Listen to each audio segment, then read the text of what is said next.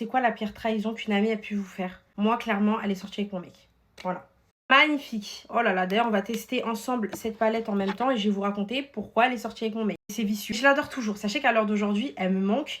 Et en fait, en vrai, je m'en foutais un peu de ce mec, mais c'est juste par principe. On sort pas avec les copines, le mec des copines. Alors d'un côté, vous avez un bronzer crème, poudre et de la lighter. Moi, j'adore les bronzers crème. C'est nouveau, c'est neuf. J'ai pas envie de toucher. Alors que je suis sortie avec un mec. Oh, j'aime bien, c'est bien crémeux. Ok, on va voir si ça s'estompe bien. Je suis sortie avec un mec et il faut savoir qu'en fait j'avais un cousin et mon cousin c'était comme mon meilleur ami. Mon cousin, je lui disais tout. On a tous un cousin, une cousine, on leur dit tout. Bref, et en gros je lui disais tout. Et il faut savoir qu'en fait sa mère a fouillé dans son téléphone, pourquoi je ne sais pas, et qu'en fait elle l'a appelé mon père parce que c'est la soeur de mon père. Bon, bref.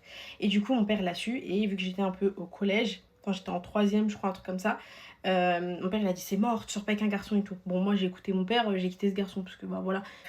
Et du coup, ce qui s'est passé, c'est que lui, il m'aimait profondément. Quand je vous dis profondément, c'est jusqu'à l'heure d'aujourd'hui, je sais qu'il m'aimait vraiment. Et mais c'est comme ça, moi, j'étais pas trop dans ces terrains-là. Vous voyez, j'étais en troisième, j'étais encore une enfant. En fait, il était archi mal. Et en fait, ce qui s'est passé, c'est que il a parlé à ma pote de moi, etc. Et sauf qu'en fait, ils se sont rapprochés comme ça.